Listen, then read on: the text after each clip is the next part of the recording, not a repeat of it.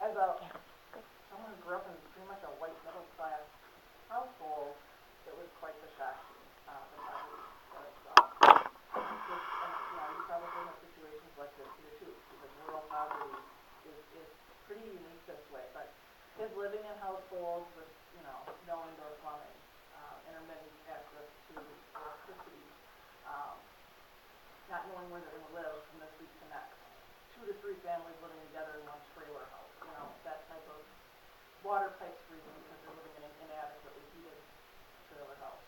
All that kind of stuff was kind of a shock to me because I kind of assumed my learners would come to me ready to learn and well fed and cared for, and not so much. And I'm sure all of you have experienced that as well.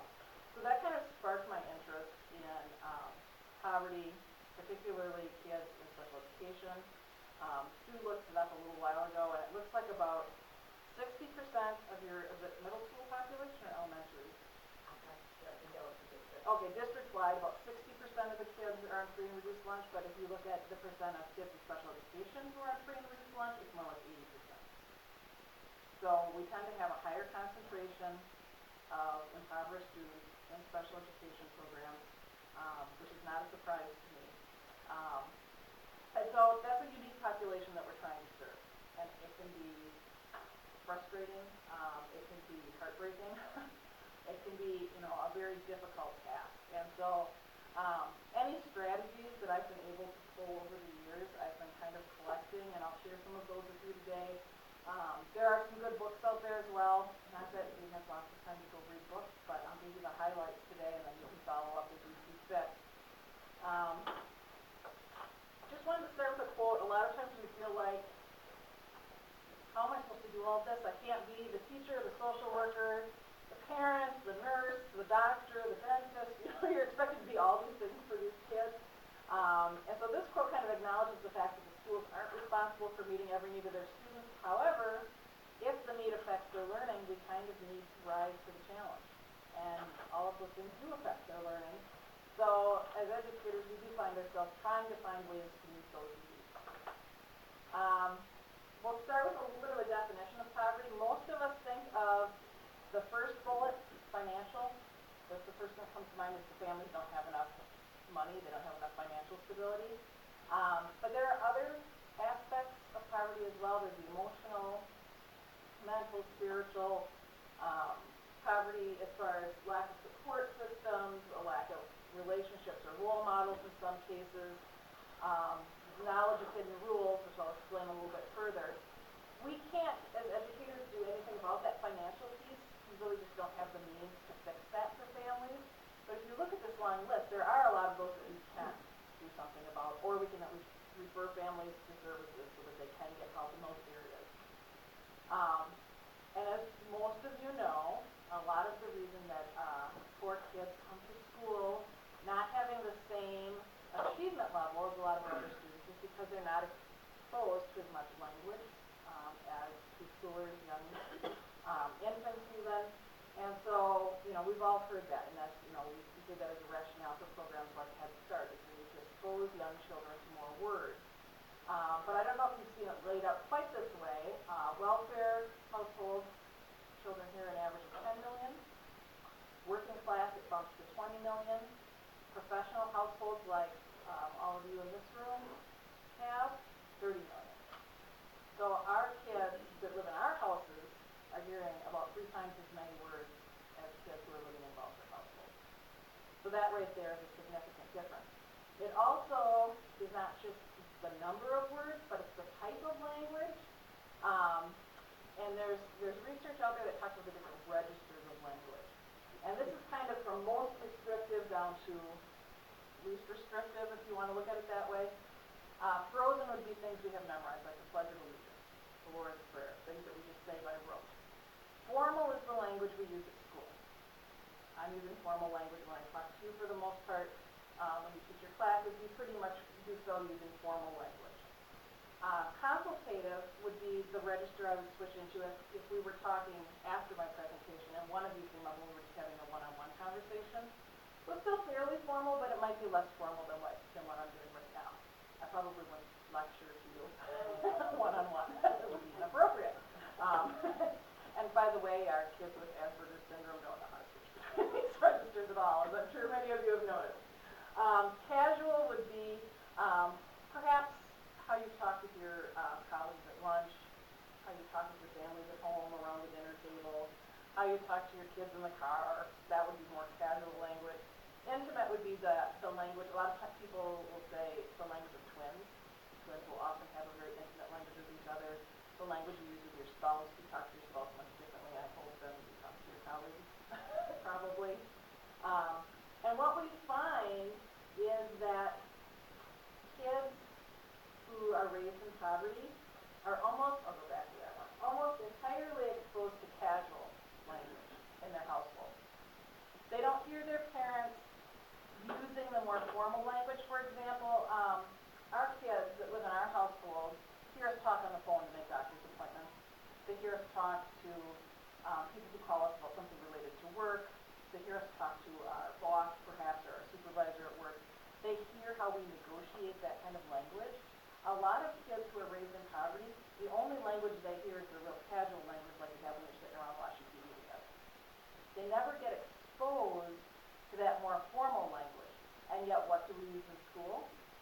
Formal language. So it's not just the number of words, it's the type of language, how we use it, how we form our sentences. It's the register that we're using. So we're asking kids to kind of make a leap there that they might not be comfortable with. In addition, there is a difference in the different types of words that are used in those, where formal register is composed of about 1,200 to 1,600 words. Casual register doesn't use hardly any abstract words, uses a lot of gestures and hand motions, and has about 400 to 800 words. So they're hearing the same 400 to 800 words a lot. They're not being exposed to a lot of different language. Patterns of discourse, formal registers, people tend to get straight to the point, or they have a very linear progression in how they tell something. We start at the beginning, then we kind of tell the middle, then we go to the end. Casual registers kind of all over the place. So if you think about talking around the dinner table with your family, you're saying, oh, and I was doing this, and then, oh yeah, and did I tell you about that? And then, oh yeah, but before that, this happened. And you're kind of jumping around a lot of times, and people are chiming in, and it's more participatory. And so it's not as sequential. Whereas in school, we tend to be very sequential. Did I see a hand go up? Did you see? Oh. Story structure, which is what a lot of our infants, toddlers are raised on story structure if they're in a household that's doing a lot of reading. Plot is the most important. Beginning, middle, end is very important in that formal structure. Whereas in casual register, characterization is the most important. So if you have kids who write these great character descriptions, who write these stories with wonderful characters in them, but you can't figure out what the heck they're saying because they're here and they're there, and you can't tell what's going on in the story and where's the beginning and where's the end, and we got some really interesting stuff going on here, but it's not making a lot of sense to me. They're writing in the casual register. Ruby Payne has a book, Framework for Poverty, that's a little dated, but in that book, she has examples of the Cinderella story told the traditional way, which is formal register, and then the Cinderella story told through casual register, which is really entertaining. But you can see, it gives a very clear illustration of, yeah, this is really entertaining, but it really doesn't make sense. And what we want kids, what we're demanding for kids to do in school is to use the more formal register. So why don't we just use casual register and meet these kids where they're at? Well, now that we can do more research on the brain and we actually know more about how the brain works, we have found that your cognitive structures are much stronger if you have that story structure, that formal register registered. If that's what you've been exposed to, and if that's what's ingrained in you, your cognitive structures, your ability to store memories, your ability to remember things, like those math facts and all those other things that we want them to remember, it's just much easier for kids to store that information if they have that cognitive structure in place. So we're not just teaching them this formal register because we like it and we're used to it and that's how it's been for the last 200 years of school. We're also doing it because it helps them develop the cognitive strategies that they're going to use in order to succeed in school. So what do you do about it? Some of the suggestions in the research suggest having kids write in the casual register and then translating it. So if you see this as a common occurrence in your classroom, you can say, you have a lot of really good ideas. Just write them all down and then show them. You could even share at the middle school level, share the Cinderella stories, both versions, and say, now, which one is more entertaining, but which one makes sense? And how can you translate your stories that makes more sense? The idea of using graphic organizers, you're going to see, I think Kim and Emily are going to talk about graphic organizers as well. That really helps kids develop the cognitive structure. So graphic organizers you're going to hear over and over again today from me. You're going to see it over and over again in the evidence-based practice. Anytime you can take something that's a bunch of words, a bunch of narrative, and put it into some type of a graphic organizer, some type of a structure for kids, and have them put it into that structure as well, that's going to help. Telling stories both ways and discussing the differences. When you can use stories in other content areas rather than just presenting straight facts, that helps kids develop that cognitive structure. So in social studies, and I think that's probably a field where this happens a lot anyway, instead of just presenting the facts, if you can tell it as a story and incorporate that same structure, that will help. If you can take, I can even think of examples where you'd be able to do that in math. You take it and you turn it into a story, give it a context, that's going to help kids develop those cognitive structures. And then some of you that are in special education have probably used social stories, particularly with kids with autism or Asperger's. Taking what we expect kids to do behaviorally and putting it in that story structure is often quite effective as well. We do know from the research that achievement is lower in high poverty schools, that there is a significant correlation between low socioeconomic status and low achievement. Part of the problem is that the tests we give are biased in favor of white middle class students. So the tests aren't really telling a lot of times what our kids know. Kids who are raised in poverty tend to underperform on these types of tests. So that's part of the issue. The other part of the problem is that they're lacking those cognitive strategies, and that's something we can do something about. So we can't really fix the tests, although we can continue to advocate for our students and say these tests aren't really showing what my students know, but we can work on them with them on cognitive strategies to help them do better on those tests that are biased.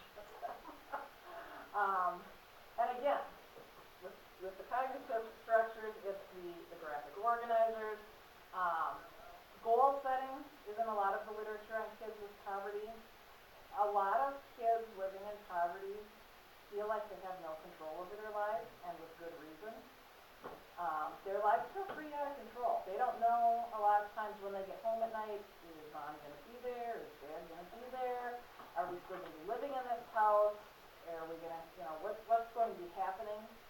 So they feel like their life is somewhat out of control. So if you give them a sense of control over their goals and what's happening for them at school, that can help for a lot of kids.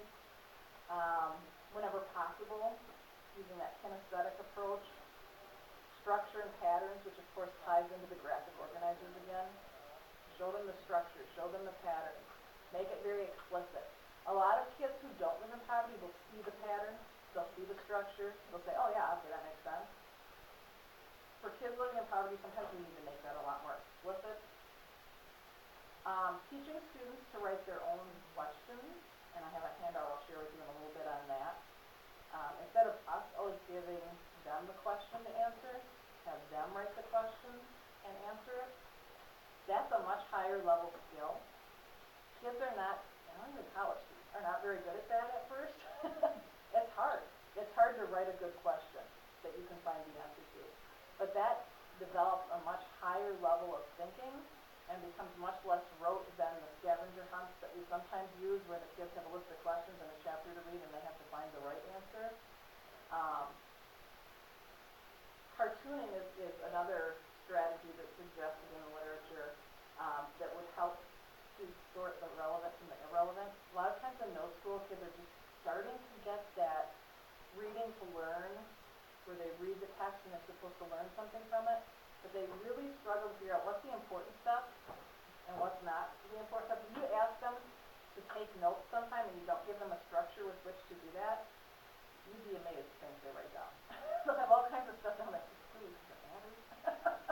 And the big important ideas aren't there. If you say, write this, what happened in this story, but you only get 5 frames, and it's got to be a cartoon, they're going to have to think hard about what 5 things go in there to make their cartoon make sense. And kids usually buy into that. It's not as much writing, and it's kind of a fun thing. Anytime you can create some kind of a mental model for kids, that structural piece, drawings, charts, stories, metaphors, analogies, making the abstract concrete, which all of you, I'm sure, try to do in your teaching every day, but really keep those opportunities out for kids that are living in poverty.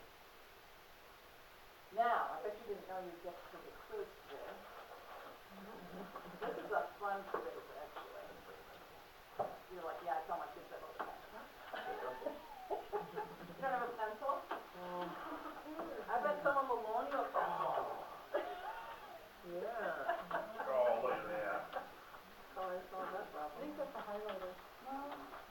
I don't care if you write with a crayon or write with a pencil. This is a checklist here. We're going to see how well could you live in the various levels of socioeconomic status. So how well would you survive in poverty is the first checklist. How well would you survive in middle class is the second list. And how well could you survive in wealth? So I'll give you a few minutes to do that. I do have to say, as an educator, I found more in poverty that I could check than I did in wealth.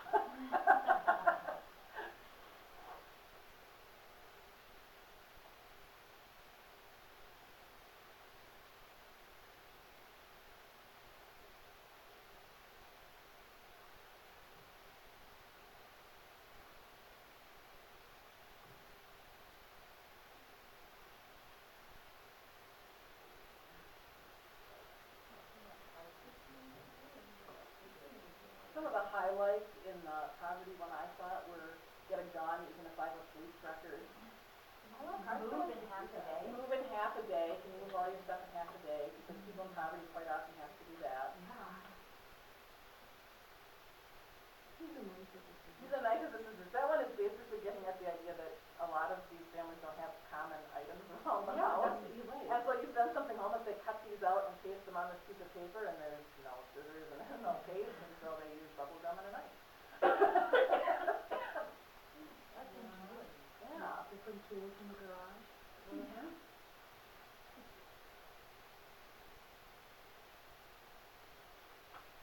For me, most of the middle class ones seem to resonate. Mm-hmm.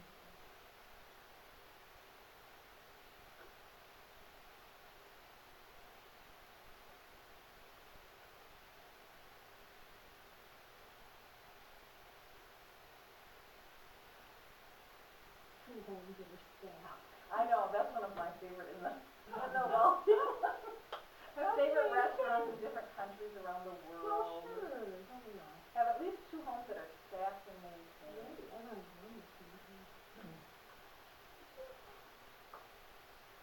I like the one too about use 2 or 3 screens that keep people whom you don't wish to see away from you. Wouldn't that be nice? I like that. Please ensure confidentiality with domestic staff. What?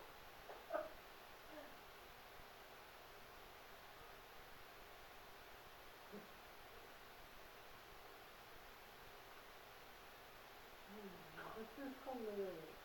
This is based on the book I mentioned earlier, and it's up in the box above. It says A Framework for Understanding Poverty by Dr. Ruby K. Payne. So if you're looking for that book, that's a pretty good one. Her primary message with this quiz is that most educators consider the ones in the middle class category as common sense. Most of us look at that and say this is common sense. What we need to understand is that families living in poverty look at that list and say, well, that's just common sense. The families that are wealthy look at that list and say, well, that's just common sense. And so when we look at our families and say they have no common sense, what is the deal with these parents? They have a different set of common sense. They don't have the same common sense that we do. If they knew that those of you sitting around this room didn't know how to do some of those things in the poverty list, they would be like, what is wrong with you? You know how to bail someone out of jail? Right, you've never bailed someone out of jail? You've never done that? No. I can figure it out. Well, I could figure it out, but I don't think it's my first, like, oh, that's. No, but Oh, I know how someone called you, asked to bail out, you know how to do it? No. No. I go there with my checkbook, I Right, guess. right. Well, that's about all you really would need, you would Money kinda and go through jail the process, involved. yeah. Do you Yeah. have these Discover cards? Yeah, Yeah. I can do that. Yeah, so when we look at the framework, look at the framework that these families are living in, no wonder there's a disconnect. No wonder there's a disconnect between what we think and believe is right and what they think and believe is right. And so I think we need to be cognizant of that, and we need to be respectful of that. You like the 5 class one? Oh, I thought I couldn't do any of them. No. I said, I would be okay. I know how to decorate for the holidays, kind of. I know the last two. I use them, I can use them, it's great. The other message that Payne gives with this framework is that if you don't know those middle class rules, if you don't know how to do those things in that middle class section, it is almost impossible for you to break out of poverty. It's not so much the college education, the textbook stuff, the reading achievement, the math achievement sometimes. Sometimes it's you have that set of what we consider common sense for middle class families. So it's really hard for families. That's why we see the same families staying in poverty, in many cases for generation after generation after generation. Part of it's financial, but part of it's also not knowing those hidden rules of, I don't know how to sign my kids up for soccer. I don't know how to balance my checking account. I don't know how to do these things. So part of it is that. Right, they don't have a checking account. Right. Exactly. Yeah. So they have cash. Yeah. So teaching our students, particularly at the middle school and high school level, at least exposing them to some of those hidden rules, can help them at least have the option of moving into a different socioeconomic status. And, you know, a lot of times too, you'll see families that acquire large sums of money, impoverished families, and they don't break out of the poverty, part of it's because they don't know these things. So she's presented as a culture, which a lot of people have argued it's not really a culture, and that's an unfair way to look at it. But if we look at the cultural piece of what she's saying, I think it can help us be more empathetic, at least, and help understand the families that we're working with. To survive in poverty, there's a certain skill set you need. You must rely on nonverbal, sensory, and reactive skills. To survive in school, it's a different skill set. You have to be verbal, abstract, and proactive. Our middle class kids grow up in that second set. Their households are like that. To be successful at home, you know, what they see modeled at home is being verbal, abstract, and proactive. Our kids coming from poverty have to need both sets. We're asking them to do double load here. They have to have the first set of skills and the second set of skills. So we're actually asking them to do twice as much work in many cases as our kids from middle class. Very similar to when you have kids who are learning a second language. They have twice the processing mode. And this is probably the most controversial piece of Payne's work. And if you Google Payne, you'll find some of the criticisms of it. But I wanted to at least expose you to it and give it to you as a framework for thinking about some of the families that you work with. I won't read all of these to you, but you may notice some of these. You will probably think of very specific families or very specific individuals if you look at some of these characteristics.